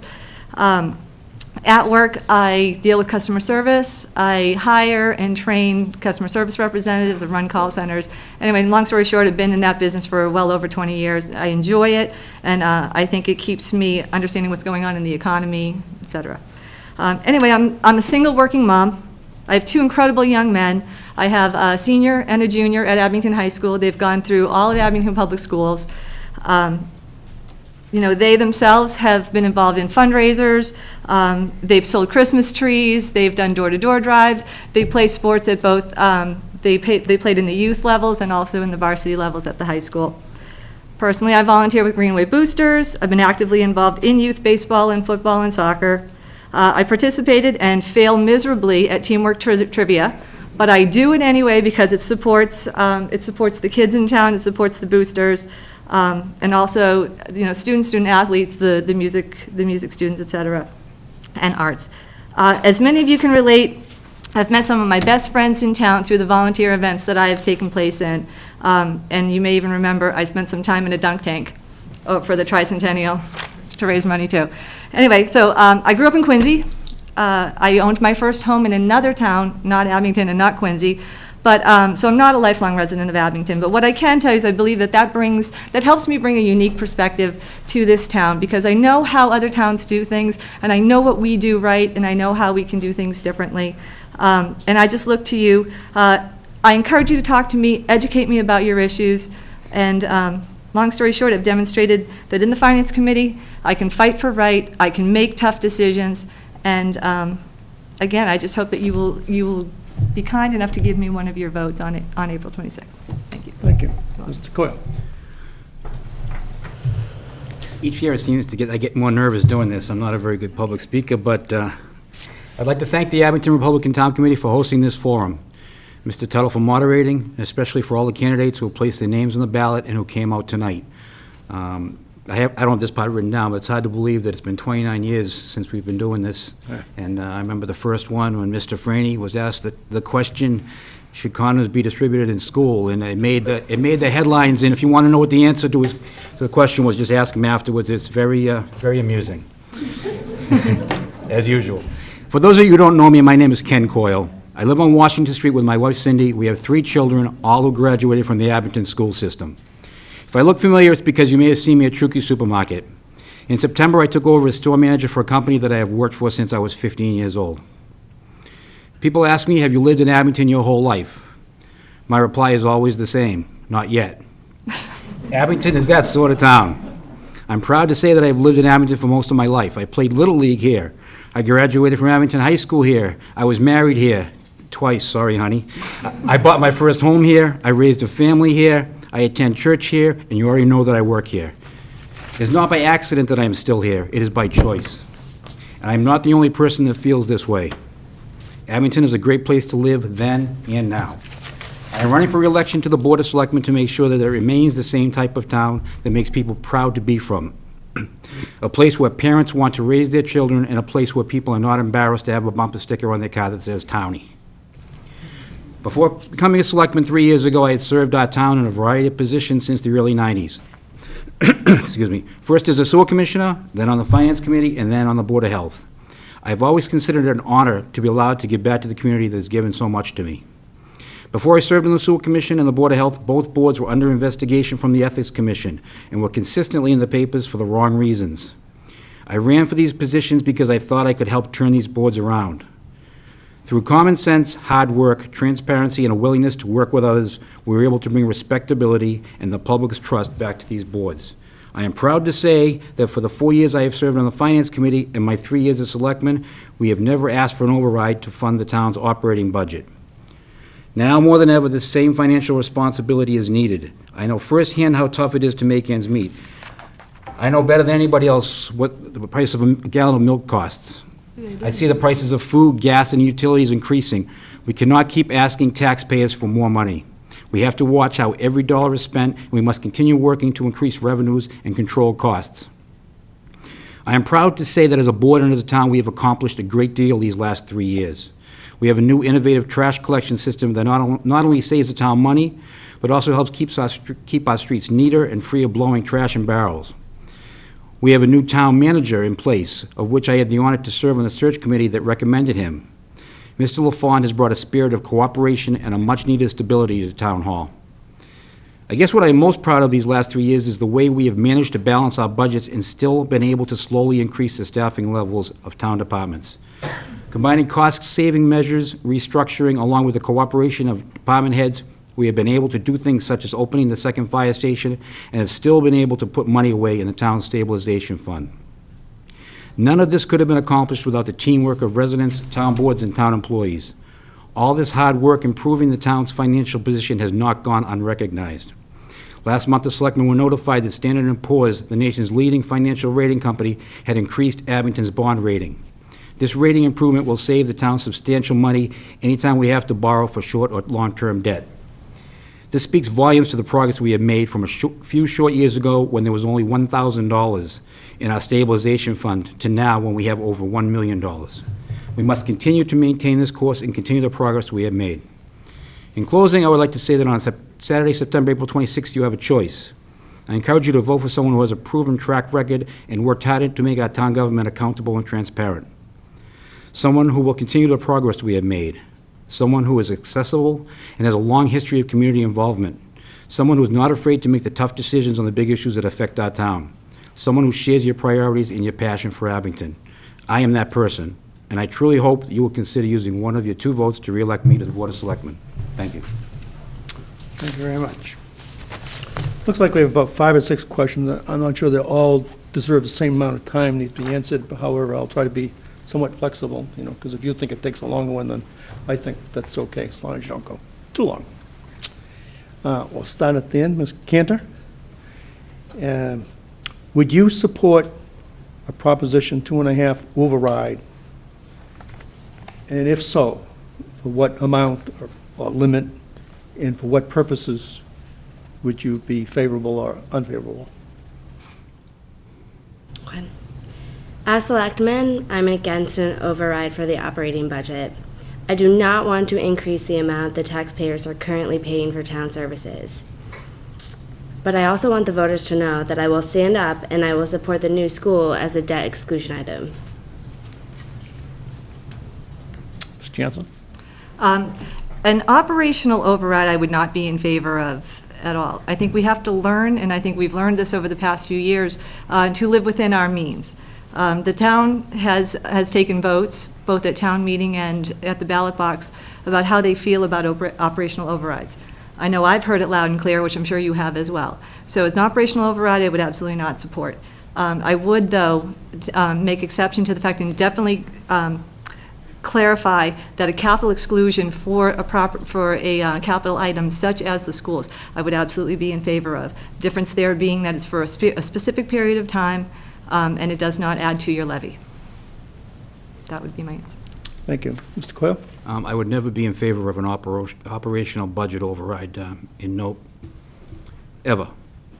So pretty much we have to live within our means, and we've been doing it recently, and I congratulate the town and all the financial boards in town for getting together and making those recommendations that we stay within our budget.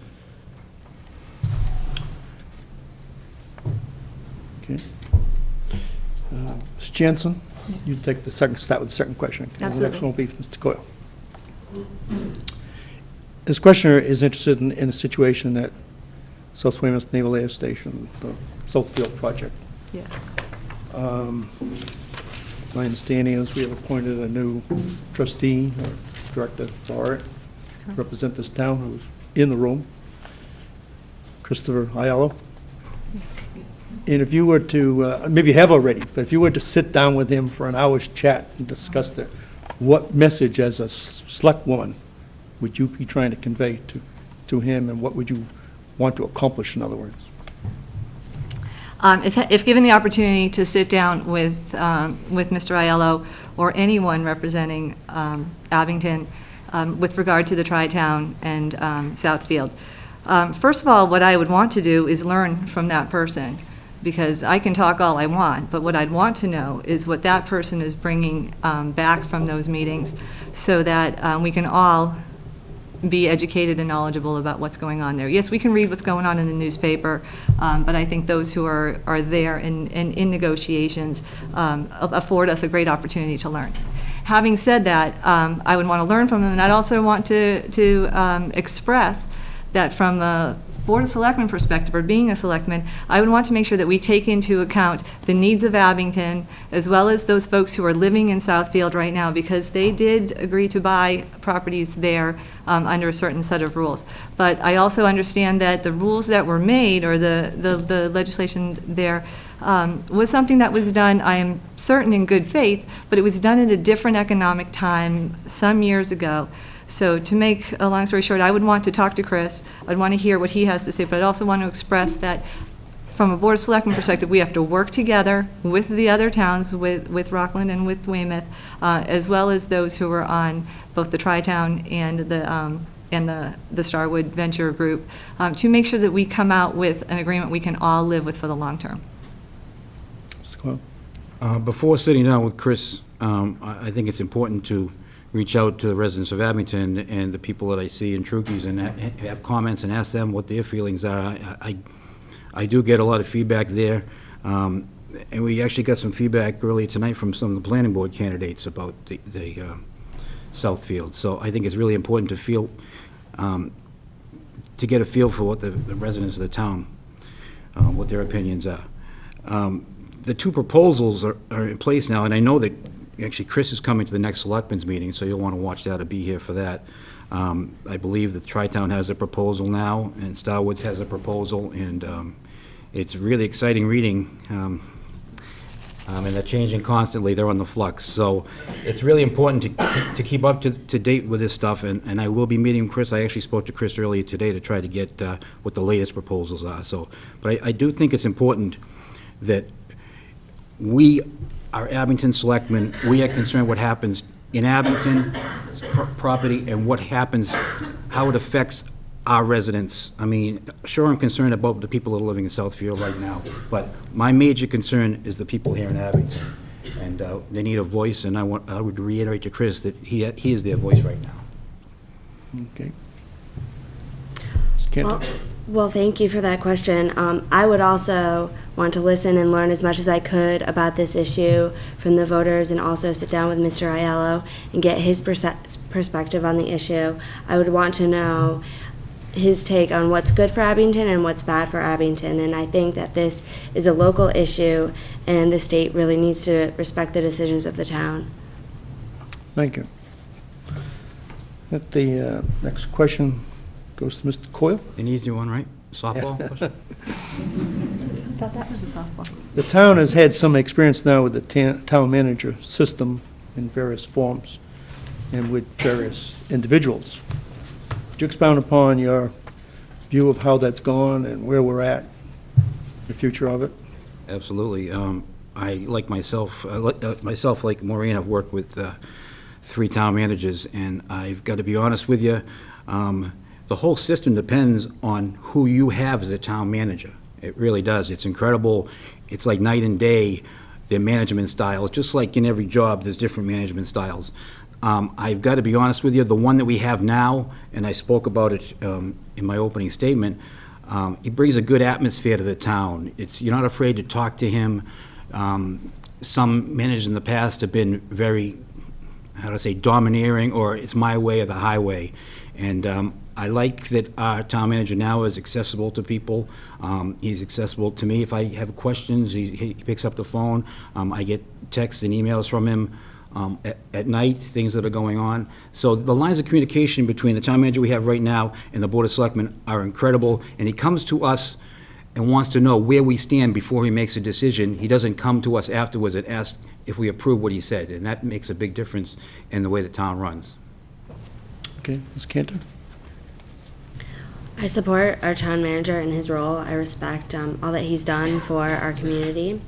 And I think that he's a professional with a willingness to learn and grow and expound on his knowledge of the town. So I think that he's done a great job so far. I know that he's been involved in Abington in the past, and I'm glad that he's back here in this role.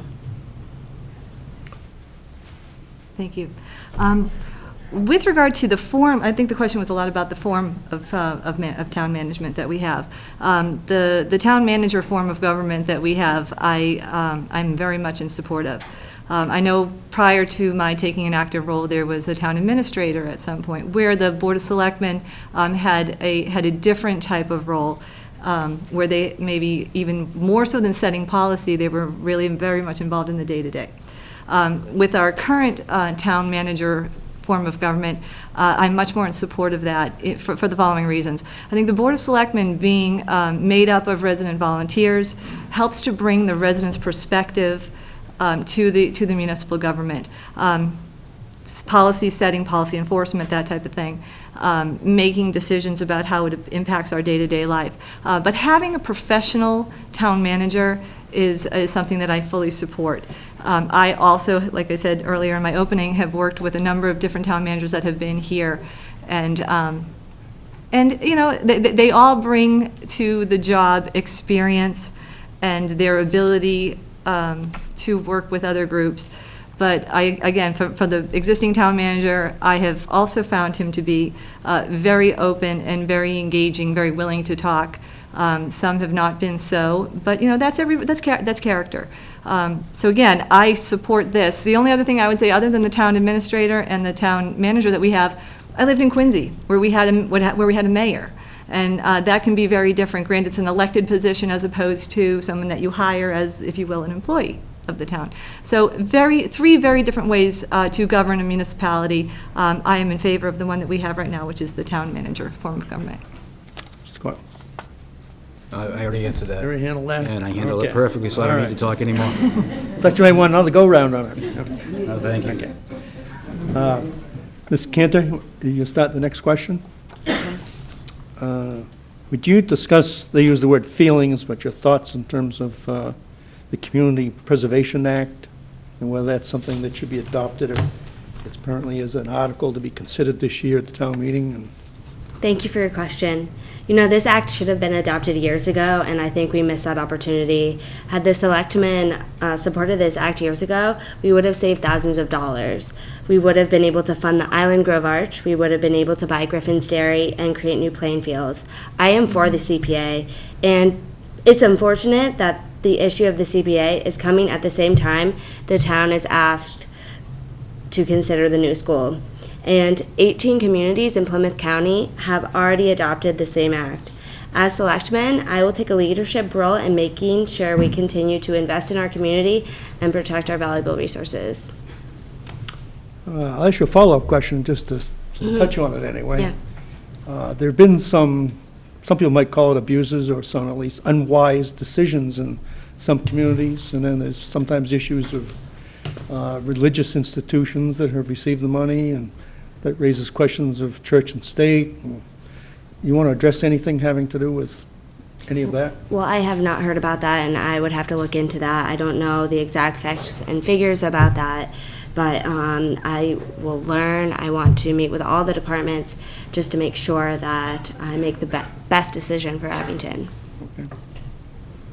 Thank you. The Community Preservation Act has come up on the warrant in the past. I don't believe, in my tenure anyway, that it's been addressed actually at town meeting for one reason or another. I understand it's also up again this year. Community Preservation Act, in theory, I would say, is a great idea. Being able to go and to being able to take funds that are being collected and use them for open space and upgrades to things like Ms. Cantor said about the Arch and Island Grove, that type of thing. In theory, I think it is something that we should consider.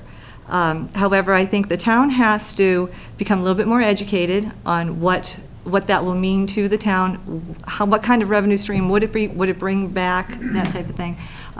But right now, I would say that I am not in favor of voting for this, because I think that we have to also balance that which we're going to put on the taxpayer at this time. And I think, at least I will say from my perspective, if I had to balance the needs of two things, I would go for the schools at this time. And I think our town would benefit mostly from the schools at this time. And I would not want to overburden the taxpayer with both an increase to the levy as well as a debt or capital exclusion. Mr. Coyle? I'm currently against the CPA.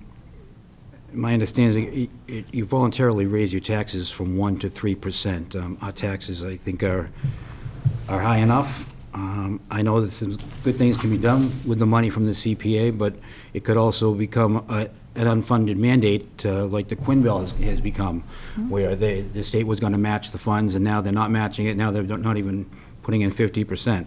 So I fear that if we would adopt the CPA and your taxes increase, and then they'll increase again if the school passes, and they increase every year anyways. And if we're given the promise of the state's going to give us this money, well, it's our money anyways from the state, but that's another point altogether. And then as more towns adopt it, the money dries up. It's not a bottomless pit. The money's going to dry up, and you're not going to get everything you promised in the first year. Is going to become less and less. That's what I fear. And that on top of the meals tax, which was just added to the town of Abington, and the tax increases that go up at least 2.5% every year, I'm just not in favor of it at this time. Okay. This question is Ms. Jansen. Sure. I'll preface it by saying I was appointed to the Finance Committee late 60s, early 70s, wherever it was, by Mr. John Franey, your father, who was a great moderator of this town.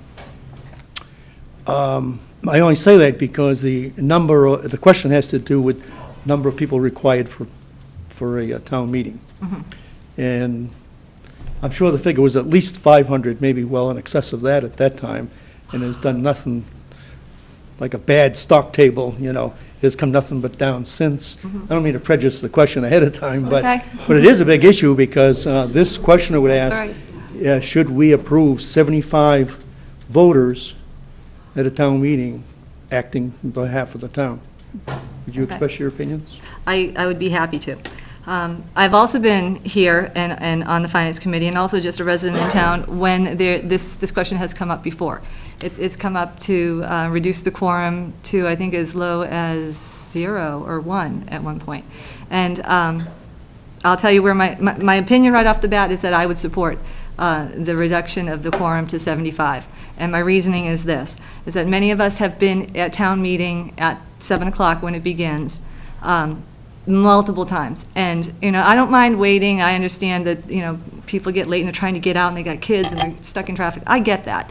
But to wait, our current quorum is 150. To wait in order to get the town's business done, I think we have to be able to start. People have lives, and they've committed to being there at 7 o'clock. I know I am. And I'll be honest with you, when there's been a controversial issue or a big issue, people are there. So, to make a long story short, I would support the reduction of the quorum to 75. I think 75, it's a sad state of affairs, if you will, that we can't get 250 people or 150 people to show up at town meeting. But that's the world that we live in, and I would support 75, because I think if it's 75, there are going to be 75 people there because there's at least 75 people interested, and I think it would actually bring in more people, and that would be my opinion. Mr. Coyle? I have a very conflicted view on this because I've always been against lowering the number of the quorum. I see the way things are going, though, and I'm still undecided, and I hate to not be decisive on something, but I get sick of waiting, too. I really do, and I've got enough nights out and sitting to have to wait around. But I don't think it's fair that 50, or if the quorum's 0 or 50, get to make the decision for everybody in the town. So I'm really conflicted, and I really don't know how to answer that, because I would hope, I look at things with rose-colored glasses, and I hope that we don't have that big of an issue here in town with the population increasing and more internet access for people to get on and learn the issues and discuss the issues.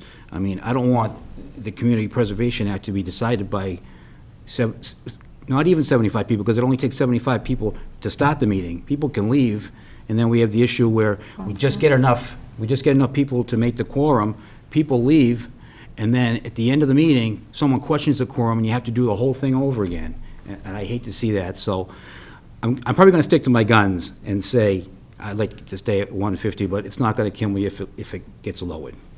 Ms. Cantor? I support lowering the quorum to 75. I think that town meeting is a place for folks to go and talk about the issues, and it's the community's job to go to town meeting. And I feel like if we lower it to 75, then we're not limiting folks so much. The folks who are stuck in traffic, or the people who have kids, they can still come. So I think it would be good to lower the quorum. Ms. Jansen? Yes. I'm going to do something unusual. I'm going to go around again on that, but expand it to, because I think Mr. Coyle brought up a terrific point. If the voters approve 75, Yes. then should we then follow up by considering a different form of government for the town? In my opinion, I would say no. I'm not in favor of sort of like an electoral or representative type of, I think this is where you're going with that. That'd be one way, yeah. I'm not in favor of that. Again, I'm in favor of lowering the quorum. That doesn't mean you can't have more than 75, so I'd encourage everybody to come on down. We do it twice a year. I'd encourage you to come down. I do not believe that I would not support changing the form of government just by virtue of reducing the quorum to 75. Mr. Coyle? I love this form of government, the open meeting form of government, where someone can get up, and there's a famous Norman Rockwell portrait that's working Joe's up at the microphone talking in front of all the people in business uniforms. I love the fact that anybody can get up, and it's happened before. There's been debates, half-hour debates, and someone has got up, it's not involved in the town, just a regular citizen has gotten up and made the most brilliant response and to stop the debate. And that's what I love. So I would never be in favor of a zero quorum or town meeting representatives. I would want an open meeting. Ms. Cantor? I agree. I think an open meeting form of government is good, is what we have now. I wouldn't want to change that. I think that 75 is an adequate amount. If more people come, great, but if not, we have the amount that we need to get the business done. Next question starts with Mr. Coyle. And the questioner, actually, this question has 4 questions on here. I'm going to just give you one part of it, and I'll take the other 3 Thank you. with something else. You're famous for this. So if you'll deal with schools, because it's going to be a big issue, or a money issue anyway, the question is just a kind of a general question. Do you favor a new school? But can you expand upon in terms of financing of it, or what we should, how we can mitigate what the impact on the town? That's a good question. I think the town needs a new school. I do. And I think it should be put on the ballot, and it should go before a town meeting, and then it's going to go before the voters. I am in 100% that it should go to the ballot. Some of the ways that we can minimize the impact that it's going to have. And I think it's very important that there's been a lot of talk about the school, and you can look at the plans here and there, and there's a lot of things around town like these, the handouts. But I think it's also important that other sides be discussed, such as what's coming off the levy limit. Are our taxes going to lower anyways? What's further down the road as far as other needs for the town? Are we going to need new fire stations? And if so, will it be 30 years from now after we've paid off the school? I think we did some work, as I spoke in my opening statement, about the bond rating being increased. That's going to help save money when we go out to bond to borrow for these schools. So that's one step. The other step too is, and I've been pushing this as a selectman, is for the representative to come in and talk to us about the landfill. If that has to be capped, that's a very large expense, and I think it's important that the town knows what our outlay of cost is going to be before they are forced to make a decision on the schools. So that's the way I feel on that. Thank you. Mr. Cantor? Do you remember the question okay? Yeah. Thank you for your question, and thank you to Mr. Burbine for the time that he's served on the school building committee. I respect the work of the school building committee, and I appreciate the time the community has spent to develop this new plan. I support the plan and the new school wholeheartedly, and this is one of the reasons I'm running, because I'm passionate about our school system and our children. I think a new school is right for Abington, and now is the time to invest in our community. We have the oldest schools in the area, everyone knows that, and the facilities don't meet our current needs, and they will continue to become decrepit and inadequate. And I think the Board of Selectmen need to actively take a position on this, and the communities surrounding Abington have already invested in new schools, so it is time for us. And also, in looking at the debt and the current items that we're paying off, by 2017 we'll have paid off the town hall, the library, the Woodsdale roof, and the new windows. So I think by that time we will have some of the debt that we are paying now will have fallen. So I think it's a good time to invest in a new school. Okay. Mr. Cantor, you will start the last question. Okay. Did I get to answer? I'm sorry. I didn't get to answer My yet. apologies. No, not at all. Just want to get My my apologies. opportunity. Thank you. First part of the question, in favor of the new schools, absolutely. My children will be gone, and they won't be in these new schools. However, I'm still an active, engaged resident. I'm still a homeowner. I still find that having a new school, or the 2 new schools, a combined new school, is something we desperately need in this town. Yes, I understand that there is going to be a cost associated with doing that, and as my opponents here have eloquently indicated, there are a number of things that are coming off your tax rate as it is, including some things they mentioned. I think there's also some sewer and water things that are coming off. So having said that, and coupled with the fact that all the work that we've done to fund stabilization has allowed us to get a better credit rating, and so therefore or bond rating, so that when we are going out to actually fund this and borrow the money from it, we'll be in a better place. We're already in a better place, but we will be in a better place and get a lower rate. In addition, I would want to call into and make sure you guys understand that any of these other new schools that you are driving by or you're taking your kids to play basketball, football, those which are being built with the help of the Massachusetts Building Authority, you are paying for those now, because that's coming from your state taxes that you pay. So here we are now in desperate need of new facilities, and why not have an opportunity to have that in our community for our students and our residents to enjoy, and have the Massachusetts School Building Authority pay for half of it. Also, I would also mention to you guys is that in my role as I have been working for the last 20 years, I hire kids right out of college. And I know what skills they have and what they need to do these jobs. And if we continue to keep our students and hold them back and not allow them to enjoy and learn in the environment that other students are learning, I can tell you right now, they are going to be at a disadvantage when they go out into the real market and try to get jobs. So with all that, I obviously highly support it. I know there's some things coming off of our debt. Yes, there are going to be some other things that we need to do. There's some there's some sewer infrastructure and that type of thing. Yes, we've been talking about potentially a more centralized fire station, that type of thing. But right now, what's in front of us, I can look at what's in front of us. I am all for a strategic plan, long-term, where we want to be and how do we get there. I think this is the first step. Thank you. My apologies. I didn't Not mean at to- all. Not at all. Tried to be so fair, and I almost cut you out. You still are. It's all good. Ms. Canty, you still get the last question. All right.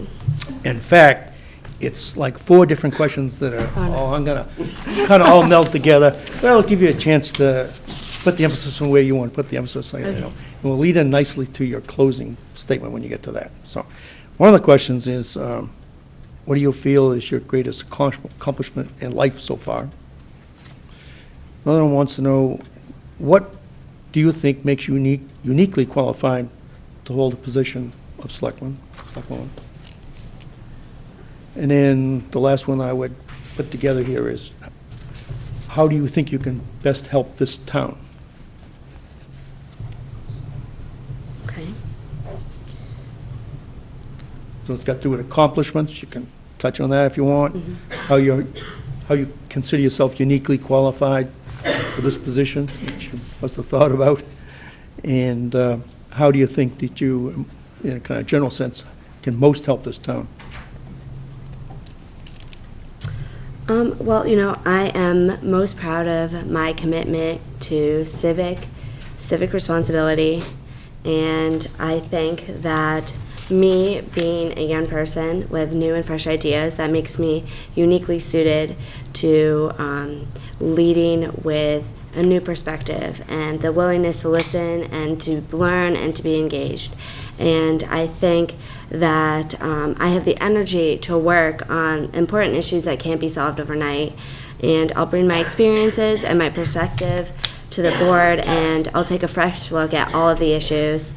And I care deeply about this community, and I'll learn more every day about how I could serve the people of Abington. And I feel a sense of responsibility to be a part of the next generation of leaders in town, and I think it's time for my generation to pick up the ball and move Abington forward. Thank you. Ms. Jensen? Thank you. As far as my greatest accomplishment in life so far, and I hope it's not the only one, but I would say my greatest accomplishment from a true life perspective is being a single working mom with 2 boys. I think I've raised my boys to the point where they not only value and respect women, they also are kind and know what it's like to give and pay forward. So as far as my greatest accomplishment, I'd have to tag it onto that. From a town perspective, I think the greatest accomplishment has been working with other groups, specifically to turn our stabilization fund, which is basically our savings account, from $1,000 to over $1 million in the years that I have been on the Finance Committee. And that is not an easy task, and it's required some serious discussion, some serious tough decisions to be made.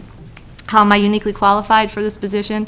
I would say that the time and energy that I've spent on the Finance Committee working with the different groups and knowing what you just sort of intrinsically know from having done that and spent, sometimes 3 days a week on Finance Committee issues, and working directly with the Board of Selectmen and the school committee and the school departments. I would say that helps to make me uniquely qualified and allows me to expand my reach beyond the leadership role that I've had for the last 3 to 6 years. And how to best help this town, I would say, as far as I mentioned this a little bit, looking strategically and not just at what's best for us at this moment. You have to be able to look beyond that, whether it's 5 years, 20 years down the road, and see where you want to be and where we can be by making good, fiscally confident decisions that will help us. That would be my answers. Thank you. You're welcome. Mr. Coyle. Most of these four-part question answers are in my closing statement, so I don't Yeah. want to, give it away. I don't want to foreshadow that awesome closing statement. I didn't write the questions. My unique qualification right now is that I was the handsomest person on this Board of Selectmen, and now with one of these two ladies, or both these ladies being on the board, that's gone down the tubes. I'm best served, I think the town would best serve if I remain as a selectman, actually, because I think I've done a pretty good job. I like the direction the town's been going. We've made a lot of great improvements since I've been involved in town government, and I think I can best serve this town by staying as a selectman. Thank you. With that, that finishes the questions, and when you're ready, I believe Ms. Cantor started first with the opening. So, Ms. Jensen, you want to start first with the closing? Absolutely, thank you. Well, hopefully this evening has provided you an opportunity to get to know me a little bit better. It's also given me an opportunity, through your questions, to understand what's important to you, the challenges that you think we're going to face, and you want to know what we candidates stand for. My goal tonight was to express to you my qualifications to represent the residents of Abington on the Board of Selectmen, and I hope that I have sufficiently done that. If not, let me know and I'll get back to you. But as the policy making and the policy enforcing arm of the municipal government, I believe it's important to display a deep knowledge of the town, its current issues, its successes, its challenges, both now and in the future. My experience on the Finance Committee, both as a member and as the chair, has prepared me well for this role. I would also ask that you consider my commitment to the town beyond my Finance Committee roles, such as a parent and a volunteer, an engaged and caring resident. Also, and I will continue to listen to your concerns, make myself available to you, and represent you. I see this role as both representative and in equal parts to protect the town and to drive the town forward and to be a leader. Make decisions which will help sustain our town and put us in a successful position for the future. I want to thank you for your consideration. I ask that on April 26th, you provide to me one of your votes for selectmen. I hope that in that role, I will help you feel as much Abington pride as I have. And lastly, if you want to look at, I have a Facebook page, please feel free to review it. You can send me messages or questions. It's Committee to Elect Maureen Jansen. And again, I thank you for your time, your attention, and thank you for your questions. Thank you. I hope my closing statement lives up to the hype. I want to talk a little about my involvement in the community and maybe give you a little insight into why this town holds a special place in my heart. I have been an Abington Lion for more than 15 years. I am proud to say that I'm currently the president of the club. People around town know us for our giant inflatable dandelion balloons seen around town or for selling hot dogs at the polls. We are much more than that. Through the years, our club has raised over $200,000 to go towards eye research. But beyond that, we also do a lot for the community. Just this last month, we prepared and served a corned beef dinner at the senior center to more than 150 of Abington's elders. We visited the Beaver Brook School and read to every class for Read Across America Day on March 3rd. The Lions are currently in the process of collecting 1 million pennies, $10,000, to do improvements at the Abington Public Library. If you could have witnessed the outpouring of pennies from Abington's youth, 80,000 pennies were donated by the kids along the St. Patrick's Day parade. It was a sight to see. Instead of them asking for candy, they were giving us pennies. Being a Lion is not, however, all fun and games. For several years, we have provided fuel assistance in the winter to Abington families. This is all done anonymously after a thorough screening process. Our club also provides eye and hearing exams for people in the community that could otherwise not afford them. The Lions' motto is "We Serve." Although I am a Lion, there are numerous other groups in town that provide support and serve. The St. Vincent de Paul's Food Pantry, the Rotary, the Hug Foundation, Boys and Girl Scouts, and others, too many to mention. This safety net of support groups is one of the things that makes our community great. Whether it's celebrating a team's championship or the tricentennial celebration, helping a family in need, or volunteering in the community, Abington has a history of supporting and rallying around its own. This is why I love and live Abington. Well, you know what I say. Since I have a microphone and a captive audience, I would be remiss if I did not plug two things. The Lions are having a pancake breakfast on Election Day, Saturday, April 26th, 8 to 11:30 at the high school cafeteria. Tickets are available at the door. All proceeds to benefit a charity dear to my heart, the Mass Lions Eye Research Fund. Also, this year is the 10th anniversary of the summer concerts, and to celebrate, our committee has a full schedule of fan favorites along with some extra special surprises to celebrate a decade of concerts.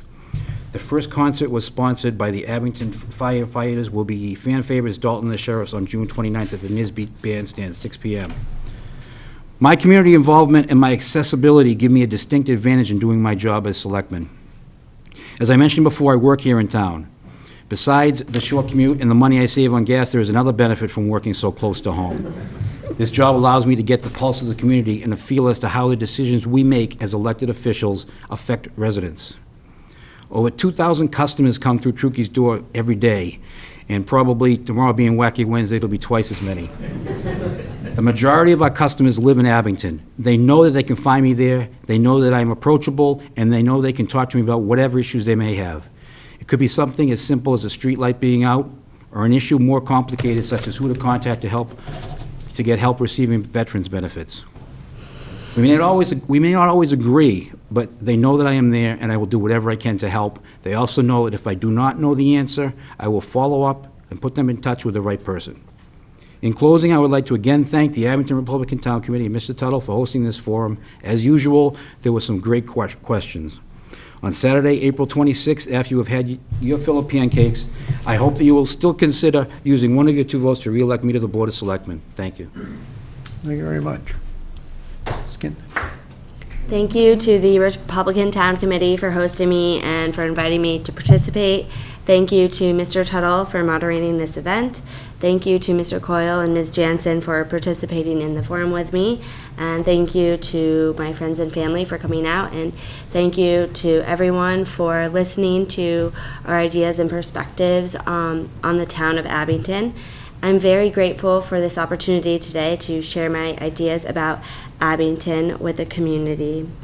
As a young person, I will bring a fresh perspective and new leadership to the board. I will be a part of the new generation of leadership that will take over and lead this town. I respect all of the boards and committees, and I will work with everyone to make sure that we get things done, and I'll bring everyone to the table to hear all of their ideas and perspectives. I want to be clear about what will happen on April 26th. There are 2 available seats on the Board of Selectmen this year, and this election is about choice. What do the voters of Abington want? Do the voters of Abington want more of the same, or do they want to see a new, fresh voice represent them? I will be that voice. I will make the board a proactive one. I will listen, I will learn, and I will lead. So please vote for me, Rebecca Cantor, for Board of Selectmen on April 26th. Thank you. Thank you very much.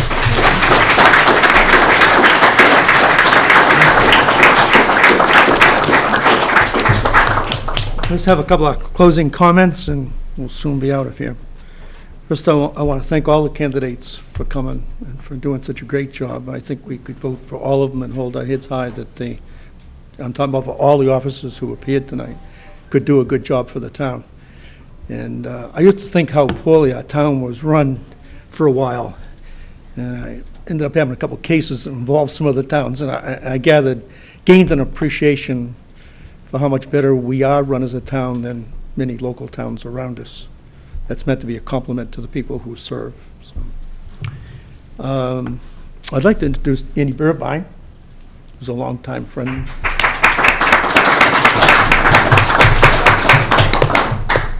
My understanding is he's going to be running for Register of Probate in the fall, so maybe you want to talk to him about that sometime in the future.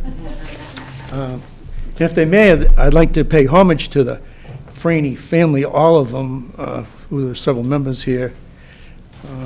They've done so much for this town, and this came to mind to me because we were talking about the 75 vote limitation for the town, and someone commented, at least more than one, how much things have changed. So I thought, if they don't mind, I'd tell a very small story, short story. I was appointed to the, as I mentioned before, to the Finance Committee many decades ago by your father. And he came and talked to us one night, and he always was dressed impeccably. And, such a respectable fellow, so highly respected by the town. But anyway, he told us a story about going to BC, and he used at some point a naughty word. By today's, and this comes to part how much things have changed. It's probably a word that would be said at the dinner table and we'd hardly comment on today, but Why don't you try it out? no, I'm not trying out. I'll let you know. But if you want to see how much things changed, the Monsignor, I can't remember the name now, who he was in charge at the time, he had him go out at midnight in the middle of the football field, and he had him dig a grave until he could stand up into it. And then he was to tell him when it was dug. And then he told him, do you know why? And told him he had offended by saying a word which was naughty. And then he told him to fill the grave back in and make it all smooth, ready for football. So it was a story that stuck in my mind in terms of, and it did in his mind too, and he obviously was giving us as a Finance Committee a message and telling an interesting story, which I've never forgot. So I just thought you might like to have me share that with you. In any event, I think I'm pretty much done for the evening. I appreciate so much the people who don't run for office because they do really make things better. Competition is very important, and they are as good as they are because people will take their place if they don't do a good job. So that goes for the audience too. Thank you for your patience and your quietness and listening, attention, and I appreciate your coming. Thank you.